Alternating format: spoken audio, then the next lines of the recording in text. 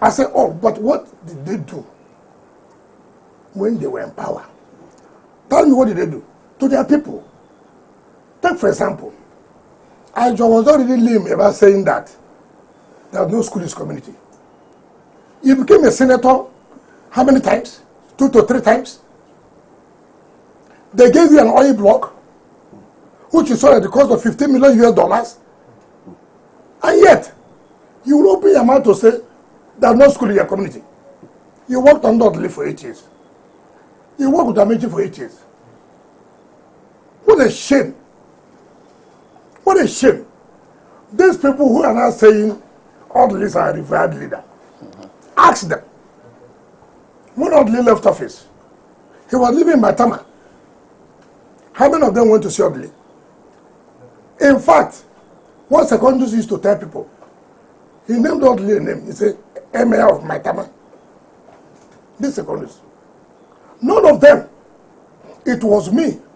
One day, as SN Damian Dodo, as Bella Doke SN, they were in my house. All these political vampires were all there. Chibuda Mucho was there. I put them in a box. I didn't tell Dr. Odili, that I was coming. I did not. And I also did not tell them where we were going to. So, Chibudam, after 1999, when he had problem with Dr. Odili, he didn't see Odili again. When Omeya lost Supreme Court, Omeya never went to see Odili one day. Sakoti never went to see Odili one day. Lee Meba never went to see Odili one day. I put them in a Mercedes bus. And we drove down to Odili around 8 to 9 p.m. When the Odili saw us, his face changed. Because he couldn't believe it. He had never seen these people since he left office in 2007. I said, sir, well, I want you to forgive everybody. God has kept you alive. You didn't die. By the grace of God, you are still relevant. So forgive everybody here. Ask Damian Dodo, senior advocate. Ask former Attorney General, Bella Doke. Chibudan was there. Oh! You know, so, no, let me tell you. In fact, to tell you to tell you, you know what happened that night? Me that was begging for Mehadem, for Odili to forgive them. Omeya started equating his own papa night with Odili, that they are the same. So, Damian do this. This man is something wrong with him. Come, we came here to beg our leader. You are on top of it again, saying your own papa night and his own are equal. What kind of? So, the point I'm saying, yeah. People who say today that our revered leader, when did he become their revered leader? I don't want to give you these instances, so you know whether they're really elder statesmen or not. But do you still have a good relationship with Dr. Odili? What do you mean by good because relationship? That statement suggests that there's a frustrated relationship between No. As it is today, politically we don't have good. We don't work together. You are Dr. Odili? Yeah, no, we don't. I'm not saying that. There are statements credited to him supporting the governor. No, why don't you? Why are you no longer working together? No, there could be some political differences. It has nothing to do with the personal thing. No, I see the problem. People should know also that for some of us, we don't need to tell you lies. I don't do this way. I'm not like, look. When in 2007, when we went to Supreme Court for making, I put my international passport in my bag. And I told my wife, look, if we lose this today, you will chuck back from there. I'm traveling out. So you take care of this, you take care of that. Under Atiku, I know the whole plot against me. I knew all the plot against me. How they're going to come immediately Atiku wins. how they are going to come after me. This, of course, police will no longer take instruction. They know that the new president has emerged. I also told my wife, if I took wings, forget it, I'm off. When I did not support Buhari as a governor, I remained, let anybody challenge me. I never came to Buhari one day. I never. To beg for anything. Or to go and make a statement. To say so that I want to come into Buhari. No. I stood firm. I never supported him. And I never believed in the government. I never attended meetings to the government. I never, in fact, even to go to next meetings. That's what they call integrity. That's what they call statesmanship. Not, you talk here now. In the evening, he said this again. He says a politician. What kind of politicians are that? Yeah, but you are on record as in the past, publicly saying that you will never have a kind of disagreement with Dr. Odili that will lead to this kind of frustrated relationship. No. So, that is saved your political career. No, don't make that. I never said so. I say in politics, you see, for me, we are finished with this stage. It does not mean that the next stage you'll be in the same camp. No.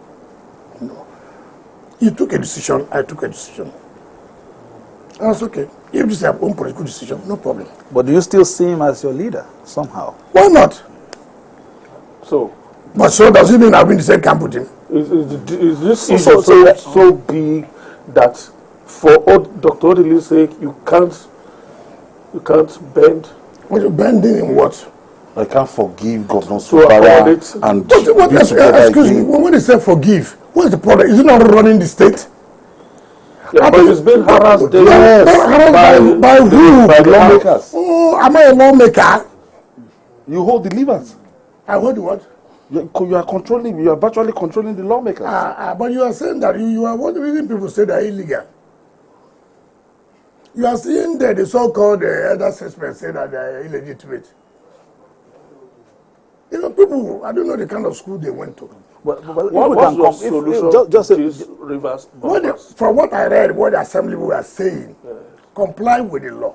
Comply with the agreement you had with them, with the president. If you comply with that, then you don't have any problem. So what is the problem? You don't have budget. Can you make an expenditure? And people are, look, you see, and the court set aside the budget. Now, what people didn't know, and they claim, and that's why I laugh at them. Even that matter, President of Justice Motosho, in the hearing of that matter, the counsel for the governor withdrew all the processes filed against him in that matter. Withdrew all processes, in which case he did not defend the matter. The so-called boy then, that said he was speaker, was a party to the suit. He also, through his counsel, withdrew all processes. So, it then means that was because the president had intervened at that time. What are you talking? Look.